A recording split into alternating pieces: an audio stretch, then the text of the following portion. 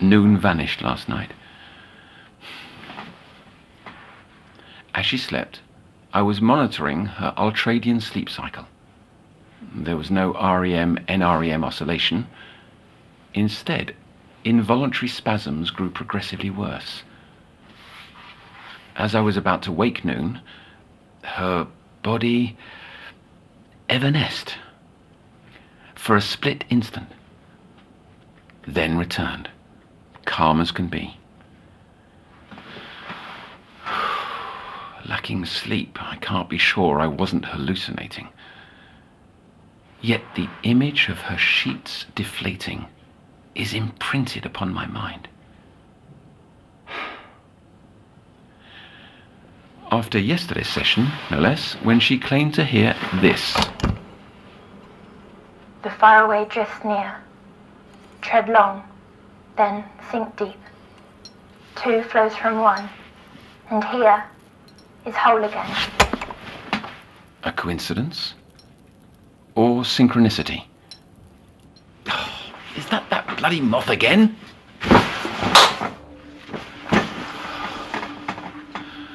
Riddle piles upon riddle, and answers continue to elude.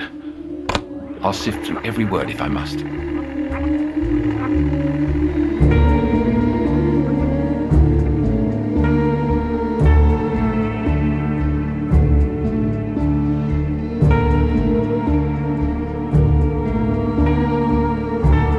You're listening to The Sounds of Nightmares, an audio fiction series from the world of Little Nightmares.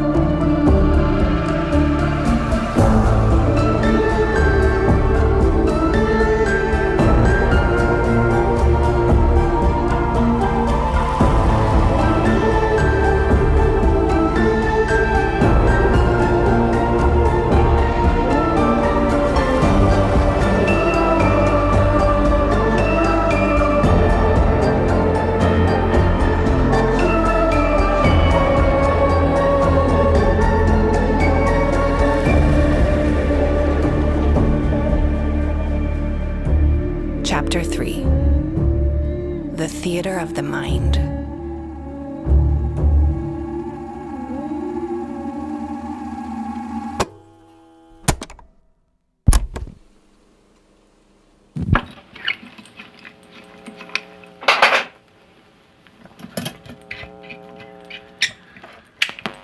It's clear. Noon's symptoms go beyond parasomnias. Her retellings are too detailed. The vocabulary too advanced, as if derived from the oniric itself.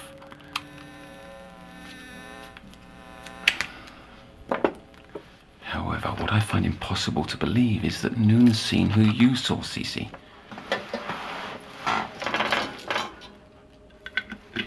If two people, without any contact, shared the exact same observation, is it proof of transpersonal dreaming? But such implies concurrence, and these dreams are years apart. Then, no, I cannot be taken to metaphysical backwaters, sounding like my old professor. I've remained balanced over the years by clinging to the notion that my recollection of what happened years ago was wrong. But now, those memories are coming home to roost.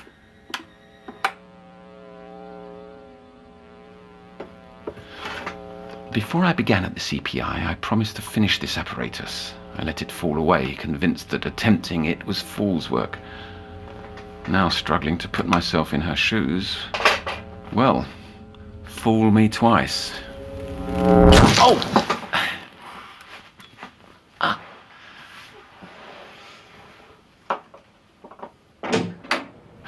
Noon. You're meant to wait outside. What are you working on?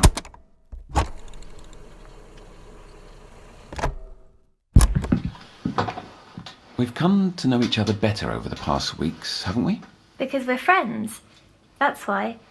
And friends tell each other things. Friends, that's right. One of the absolutes I've come to realise is that the more time you spend with someone, the harder it becomes to hide who you really are. The only exception to this rule is with the company of oneself. We willfully hide what we'd rather not face. Like the candleman you mentioned seeing under hypnosis. I don't like that. What? Hiding things from myself. Nobody likes it. That's why it's important to reveal your inner face. Depth analysis, we call it. And so I'd like you to think of this session as a dialogue with your unconscious mind. You are asking the questions, not me. Asking myself questions. I'll help, but as you go, I'd like you to try. So, this candleman, did you see him again? I did. And what was this meeting like? He was much clearer. Not just him. Everything about it. My nightmare. Elaborate, please. Was it worse? More vivid? What's it like? As if I'm watching a film that I'm also the star of. And when I woke, it was here, in the copy. That felt more like the dream. More palpable. The candleman... I can't talk about him without the rest. If this is an interview with myself, may I begin where I want? Of course. Let your imagination run. But don't be afraid to interact with the dream. This is an important step in our process, the dialogue. Bring together the divided parts of yourself. The mirror. Pardon? The one off your shelf. If I meant to speak to myself, well... Patients aren't meant to have mirrors, but here you are, my bright girl. Begin as you please.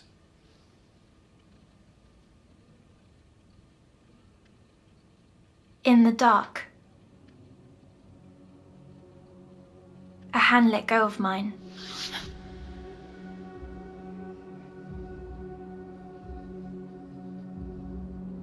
Opening my eyes, I lay on hot concrete, staring up at the sky with no sun. And before me was endless grey, broken by yellow lines of paint all the way to the horizon. Standing in that car park, I heard a silence. So silent, my own heartbeat was a marching drum in comparison. It was followed by a loneliness so lonely, I could hardly bear it. I had to turn away. Behind me, I was glad to see a building, a shopping mall, so large I felt half my normal size. Its doors opened, and I ran to them.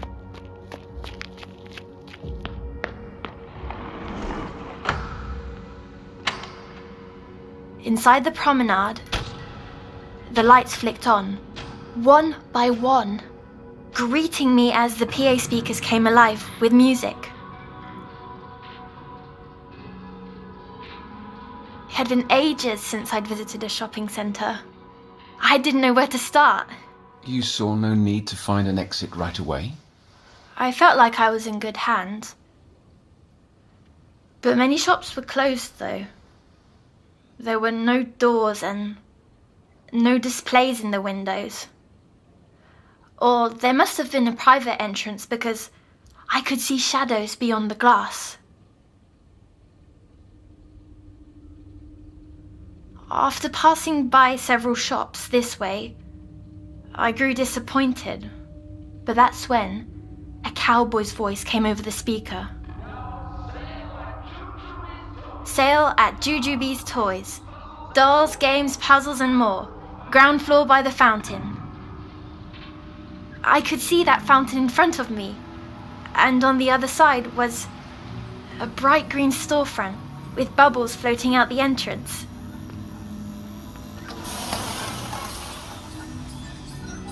Shelves and shelves of wonders lined the shop. The toys on the first shelf were very old, but deeper shelves held the same toys I had back home, and deeper ones held exactly those I'd wished for, even little Lottie Potty. But these Lotties had black eyes, not blue, and their skin was yellow like autumn leaves. The shop owner wasn't present, so I grabbed one and began playing on the carpet.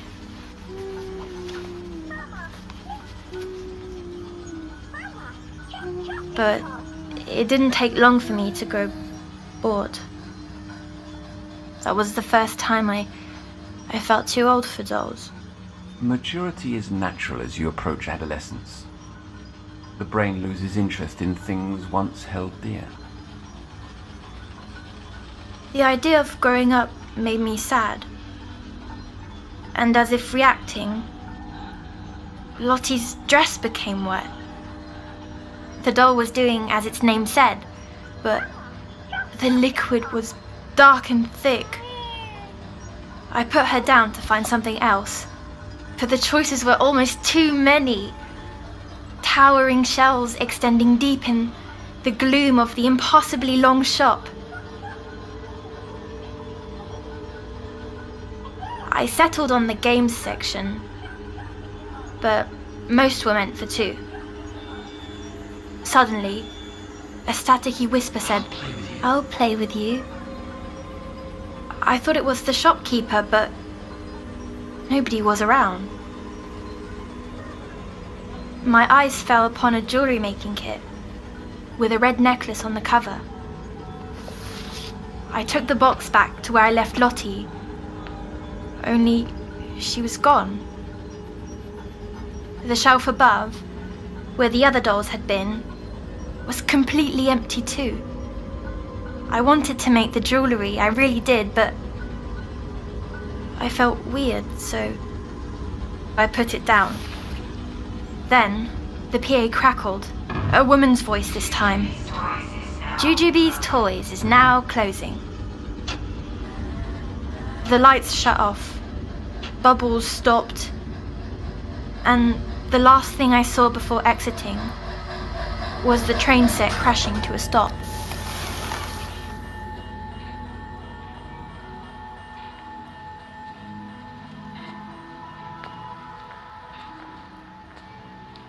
The promenade was empty still.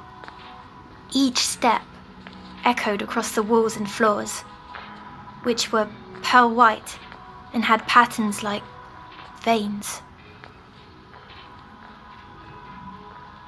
I came to 3 sets of stairs, side by side, leading to the next floor. I chose one, and reaching to the top, I saw another open shop. Mademoiselle's Bijouterie. Bijouterie. But regardless, you could read this. Yes, the letters were quite big. Have you been able to read in your dreams before? I'm not sure. That's not a question I would ask myself, though, Otto. Apologies. The glass case in the centre of the room pulled me in, full of gold and silver necklaces. Hanging in the middle was an enchanting red pendant. And before you ask, yes, it was just like on the box at the toy store. The PA came on again. A free gift to all little girls 10 and under. Without asking, I put the necklace on, glowing like a ruby teardrop. With my gift, I set to leave, but someone must have left the speaker on because I heard arguing. "Don't overdo it," said a first voice, followed by a second. "One more prize can't hurt."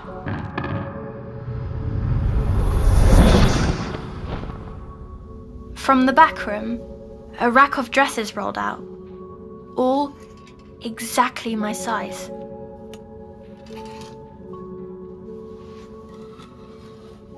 It'd been ages since I'd been allowed to pick out my own dress. The telly people chose them for me. These ones were very pretty, with lace and bows and stitching, but one... It was the plaid dress I wore the day I arrived at the copy. How could my dress be here? Your real life doesn't often mix into your dreams, Noon. Why now? Pardon? I'm asking myself questions. Well, the only explanation is that they could see inside my head. I'm not sure that's logical. Let me finish, please. You'll see. Back out on the promenade, the shop gates began to slam shut. I was worried the mall was closing, but on the floor above, a set of spinning bright lights came on. The music stopped and the PA crackled with a sing-songy voice. Showtime's patrons! Our daily motion picture will begin shortly. Hot popcorn's popping and the seats await in the playhouse. The rest of them all went dark, making the lights more enticing to follow. The lobby was red from floor to ceiling. Buckets of popcorn overflowed on the concession stand. I grabbed one and hurried to push open the huge golden doors leading into the theatre. Red velvet seats went for rows and rows, full of people. A spotlight hit the stage, illuminating an organ.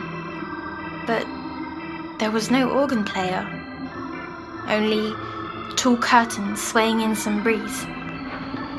I tiptoed down the aisle and sat centered with the screen. The chair seemed to hug me, and the room felt dark as the first buttery bit hit my tongue. Without adverts or introduction, the film began. Images of trees on fire and white hooves galloping. I recognized the picture instantly because I'd seen it 100 times. The healing horn. Only the scenes were out of order. And the unicorn. Her horn was misshapen, like a rotten tree branch. The evil prince's face too was wrong. Feeling out of place, I looked around. The audience, I realized was not people, but mannequins. All of a sudden, a familiar scent entered the dream. Ocean. I was no longer alone. The dusty projector light made it difficult to suss, but a few seats over was the Candleman. His eyes and mouth were deep black pits inside a mess like a wet gunny sack, sagging down the floor. Without turning, he spoke. What? What did he say? It was like a voice underwater. The words could hardly escape the folds of skin. He repeated them to me. The faraway drifts near. Tread long, then sink deep. Two flows from one, and here is whole again. And then? What else?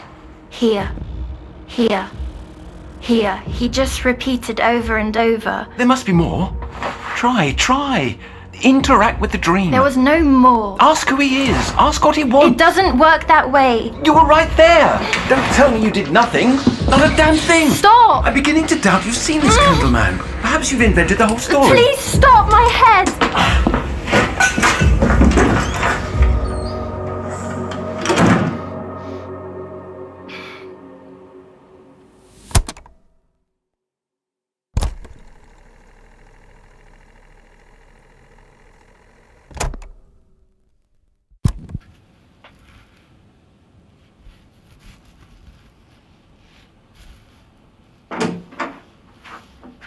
What are you doing with the mirror? You're up to something, but we'll let it slide. I know girls like you. You're upset with me, aren't you? Here, a pill for your headache. Earlier, that was awfully... That was not how friends act. Sleep has evaded me too. I've grown worried, trying to... Please forgive me. I'd very much like to hear the rest. I won't interrupt. You have my word. Fine. So, you were in this theatre with him? All kinds of pictures flashed on the screen. And then he was gone, leaving me alone again. Or so I thought. The projector flickered in the booth. I dashed up and found the door ajar. A new voice came over the PA, angry. No patrons in the projection room. The door was stuck, but I pushed and pushed. The PA boomed, "You must not enter!" The projector I saw first was shaped like a deformed eye. Then, my attention fell to the mass on the floor. A brain? A heart? No. Its muscles pumped and pumped, and its tubes ran into the walls. The voice came both from inside the room and over the PA. Happy day, no one. Happy day, no one. It knew my real nickname. The ones kids at school scribbled all over my books. How? Because it was in my head. I asked, You're the one who's been talking. All those voices. Then, I saw countless film cans around the room and understood. It was so alone, it took to imitating. Then it said, "Are you going to leave, like all the others?" I managed a yes. The thing began pulsing and, upset, it sort of cried out. So many, they take what they want and go, or get snatched away or worse. It paused, then went on, "Whatever you desire, it's yours." But I didn't want anything from it. The PL belted, "The pendant! You wanted that!" The pulsing worsened until another voice came within the first. "You've driven another away." I felt bad for it. Or them. This place had been warped by pain and wanted so badly to keep me. Even the walls began throbbing. What could I do? I ran down the stairs out of the theatre.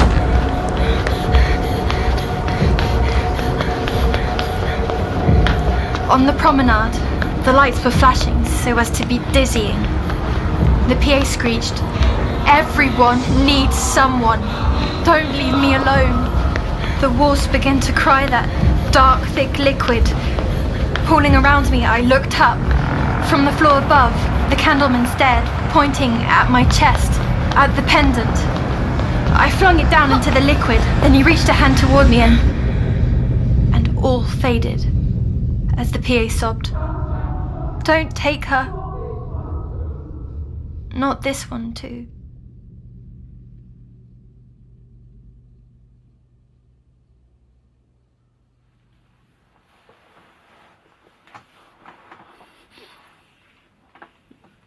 There was, excuse me, a curious phrase, warped by pain. Is that how you feel sometimes? Noon, are you still angry with me? Or distracted by the mirror? Behind my ear, there's a sore. Is that why you wanted the mirror all along? It's like the ones I used to get. I need to see it. Nothing's there. It's red because you've been picking at it.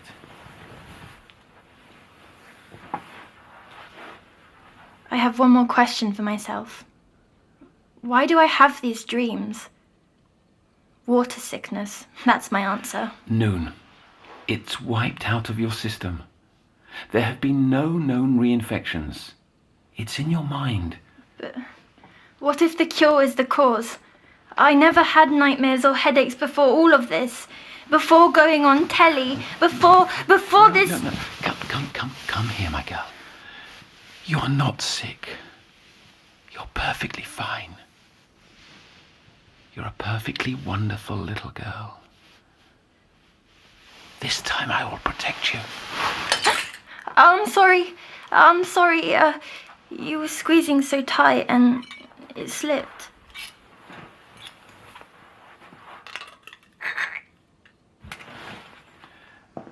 You ask why you dream. The truth? Nobody knows. My studies always assumed they were more than the brain's way of filtering subconscious thoughts.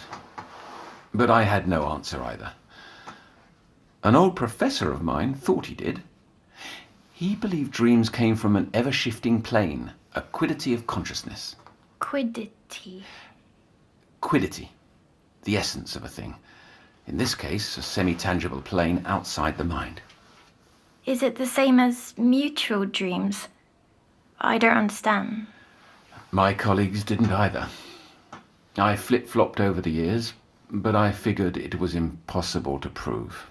Will I ever get rid of them then? Will I ever leave the copy?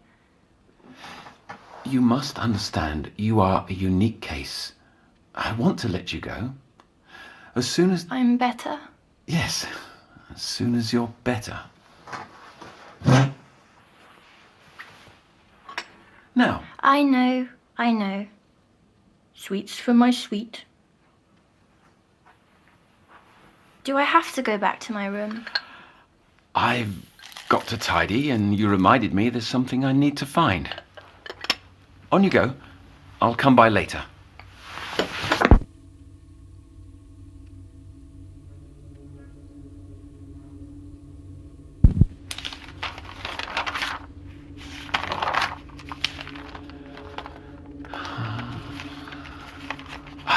I found it. The paper that stained my professor's career. Kept it all these years, hoping and dreading there was truth in these words. We know now that there is no center to the universe. Previously, we thought it was the sun. Before that, we thought it was the earth. Our species always insists that ours is the quintessence of experience. Yet scientific observation proves our folly ad nauseum. If geocentrism took centuries to disprove, the question is not if, but when the same will happen to reality itself. That which we are equipped to perceive may not be the only world, let alone the predominant one.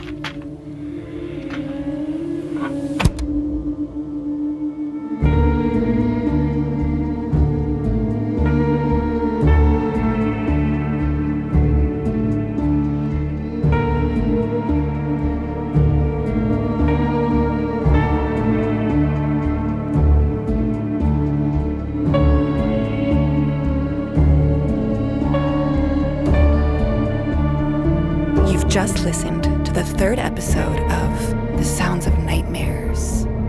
This episode was written by Lonnie Nadler and based on the original idea of Adrienne Barrientos.